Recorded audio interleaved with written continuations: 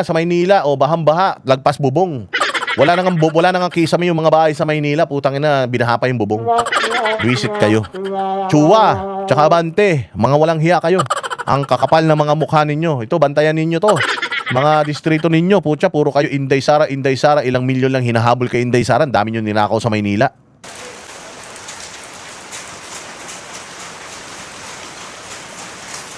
Diyan yung mga tawid, kuya eh. Yung karon to, ano mo nahatak.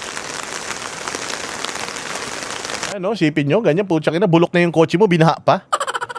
Bulok na yung kotse mo, binaha pa. Tangina, yan na nga lang yung ano mo, pinagkakakitaan mo. Yan na nga lang, ang mahal-mahal magpagawa ng sasakyan pag nalubog sa bahay. Imagine mo yung mga sasakyan na yun. Light Ace. Mas matanda pa sa lola ko yan. Binaha pa, kamalas-malas naman ang buhay mo. Yan na nga lang ang kaya mong bilhin. Second hand na lumang-lumang sasakyan, puta, binaha pa. Oy, Bongbong, ang kapal ng mukha mo. Ikaw, Abante, ikaw, Chua, ang kakapal ng mga mukha ninyo. Alam nyo ba ang Malacanang nasa Maynila? Putang ina, ang Malacanang nasa Maynila. Dapat kung ang Malacanang nasa Maynila, yung Maynila man lang, mapaganda man lang neto ni Bongbong Marcos, hayop na yan. Yung Maynila nga, hindi niya mapaganda eh. Tapos nagtatayo-tayo siya ng mga bahay, kunyari dito sa Davao, ulul. Tinanong ko kasi Mayor eh, Mayor. Sabi ko, Mayor, yun, ano ba yun? Yung bahay, yung mga pabahay dyan sa Kalinan na inaangkin ni Bongbong. Bakit inaangkin ni Bongbong? Eh meron ka palang inaugurasyon. Meron ka palang groundbreaking noong 2021. Eh 2022 na naging presidente. Alam mo ba sabi ni Baste? Alam mo ba, Boss Dada? Ni hindi ko na nga maalala eh. Ni hindi ko na maalala na nag-inaugurate pala ako dun. Oo, nakita ko na lang din sa mga social media post na nag-inaugurate pala ako dun. Hindi ko talaga maalala. Ibig sabihin, hindi credit grabber ang mga Duterte. Hindi sila katulad netong putang ina taga Malacanang na bobo. Walang proyekto na nga, nagnanakaw na nga ng pera ng taong bayan, pati mga proyekto ninanakaw pa. Mantakin mo, di sana proud si Baste. Oo. Ako nag-inaugurate no, nakita mo, ang ganda, di ba? Sa amin yun, sa amin yun. Hindi ganun si Baste. Sabi ni Baste, alam mo, nakalimutan ko na yun, boss di. Nung nakita ko nga yung picture nun, ha? Nagpunta pala ako dyan, nag-speech pala ako dyan, nag-groundbreaking pala ako dyan. Ganun, ang mga Duterte. Wala silang pakialam, basta yung proyekto, ibinigay na nila sa tao. Bahala na kayo dyan. Hindi na yun parang akin to, ako gumawa nito, ako gumawa niyan. Hindi sila ganun. Pucha, ito ang Malacanang nasa Maynila, tapos yung paligid na lahat ng barangay sa Maynila, binabaha. Hindi ka nahihiya, Bongbong, nandiyan pa naman yung palasyo mo. Ang ganda-ganda ng bahay nyo, ang ganda-ganda ng palasyo ninyo, tapos yung mga barangay sa paligid ninyo nalulunod sa baha, di kayo nahihiya. Paano mo aayusin ang buong Pilipinas kung yung mismong barangay, lugar kung nasaan, syudad, kung saan nandoon yung palasyo mo, yung Malacanang, binabaha, walang hiya ka. Hindi mo maayos yung baha dyan sa mismong lugar kung saan yung bahay mo, yung palasyo eh. Pucha ka na, hindi nyo maayos yung mga pagbabaha dyan, flood control project dam, ninanakaw eh. Pucha, sa buong Pilipinas pa kaya, bugok. Bali po ang bahay po namin nasa gitna. Ngayon po ang tubig na po, bali nasa ampas bubong na po. Rizalin Seran dyan sa Saudi Arabia. Salamat sa iyo ha. Second floor na lang po yung hindi naabot. Gano'ng kabilis yung tubig? Siguro po wala, ang bilis po talaga eh. Biglaan lang po kasi. Pagbuhos po ng ulan.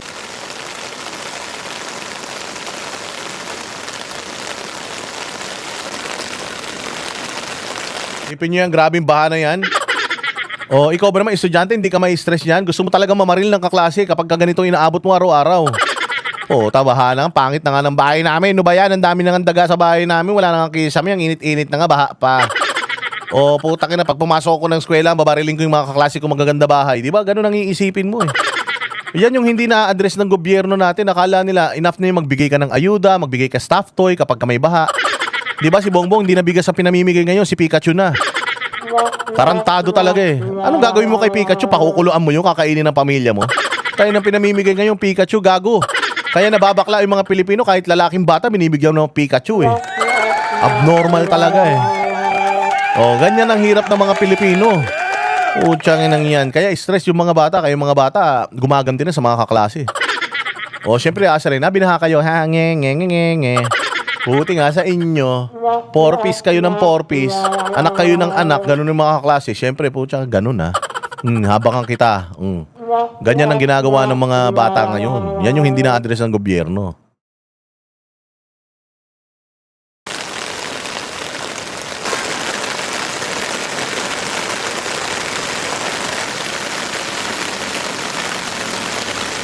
Utang ina, Bongbong, tinan mo ginawa mo sa mga tao, ginawa mong si Gagamboy.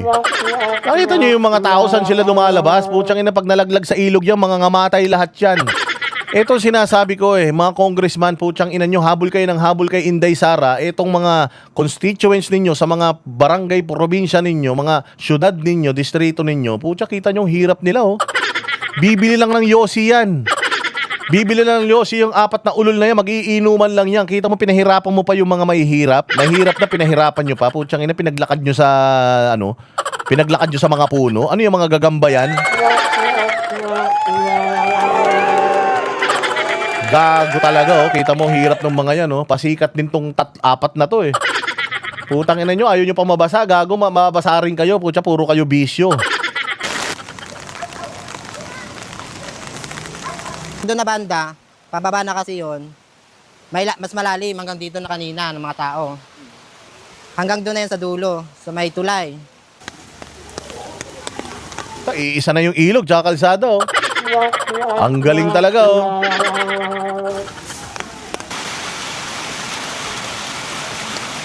Tsaka kita mo, ganyan ang bahay mo. Ni walang proteksyon, walang pambili ng bota yung mga tao. Bongbong, putya, natitiis mo yan. BBM, natitiis mo yung mga kababayan mo, ganito itsura ngayon. Sa ina niyan, kita mo yung mga bahay nila, luman-luma na yung mga bahay. Puro kahoy yan, mga light materials yan. Putya, pag nabasa yan, baka matunaw yung mga dingding na yan. Walang hiya ka talaga, BBM, ginawa mo sa Pilipinas. Putang ina, hindi mo man lang kami pinasarap ang buhay namin. Hayop ka, 4 years na. 4 years na, buwisit ka. Bawal magtapon ng basura dito, putang ina yan. Yung pusa, nakita mo yung pusa, Pati yung pusa, hindi niya na alam. Siya mambuhay niya, nakita niyo yung pusa doon sa may bawal magtapon ng basura dito. May pusa. Siya mambuhay ng pusa. Pusa, mukhang last niya na yan. Ilang beses na siya binabaha. Takot na yung pusa, Tangina, tingnan mo. Tingnan mo kung ano nakalagay doon sa lamesa. Bawal magtapon ng basura dito. Puta, puro bote ng alak. Ayan, puta, 3 cepas. Sa baba, may bote rin ng alak. Ang laki. Sa ibabaw, may bote ng alak. Alfonso yan. Alfonso yan. Inan nyo, ang hirap na nga ng buhay kasi bisyo pa kayo ng bisyo Ayan alam mo, maswerte yung pusa. Kasi kung hindi bumagyo, pulutan na siya ngayon. Ando doon siya sa mga alak, mapupulutan siya. Walang buhaya sa dito sa Maynila, walang buhaya sa ilog. Ang buhaya nasa Congress. Nandiyan dyan sa palasyo, nandoon yung buhaya. Yung pusa, kawawa naman. Sabi ng pusa, putsang ina, ilang beses na ako nalunod, 8 na. 8 beses na ako nalunod, pang-siyam na to. Putsa, pag nalunod pa ako ngayon, wala na. Last ko na to. Ayan, takot na takot yung pusa. Imagine mo, pati pusa, kawawa, Bongbong, hayop ka. Actually, kinakabahan kasi ako lang mag-isa dito, yung kasama ko nasa work pa. Tapos yung tubig, paakyat na sa bintana namin. Kaya mahirap.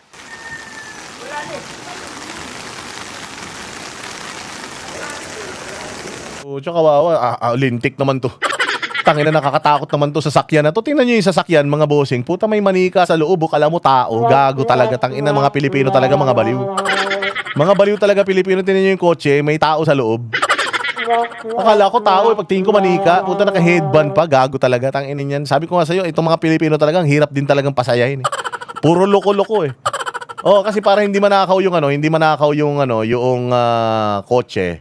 Ang ginawa, nilagyan ng manika malaki para sabihin kunyari may tao. Hayop yan. Pero palagay ko itong van na to, palagay ko bahay yan Tulugan niya ng kung sino kasi may mga damit Kawawa naman Hay, nako, kawawa talaga mga Pilipino dahil dito sa administrasyong abnormal na ito.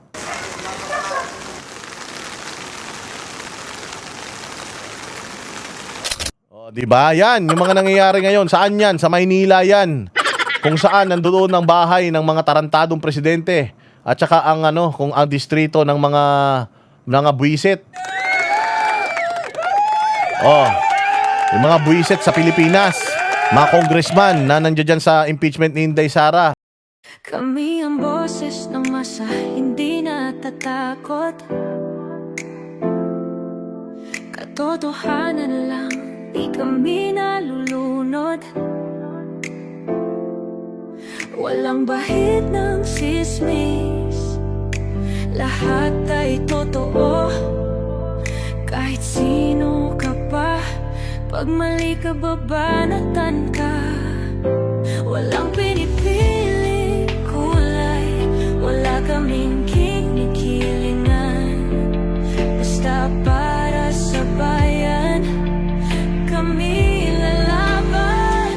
Pagtama palakpakan, pag mali banatan, di matitinag, di matatakot. Para sa bayan, tuloy ang sigaw. Sa harap ng kamera, walang halong takot. Mga baluktot, lahat kayo'y tutumba. Ang hustisya at totoo, yun lang ang mahalaga. Kahit sinong harang, di kami matitinag. Walang pinipiling kulay, wala kaming kinikilingan. Basta para sa bayan, kami lalaban. Pagtama palakpakan, pag mali banatan, di matitinag, di matatakot. Para sa bayan, tuloy ang sigaw. Kung nasa tama ka, ikaw ay aming kasama. Pero pag mali ka, handa ka na bang mabasag? Banateros kami, walang inuunan. Dahil bayan muna, bago ang sarili.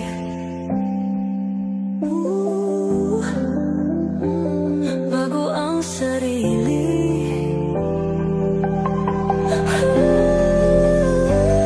Pagtama palakpakan, pag mali banatan, banateros ang sigaw.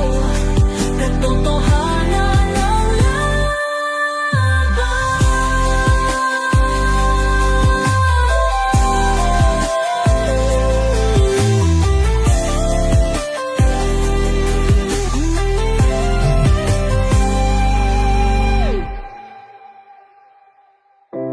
Sa harap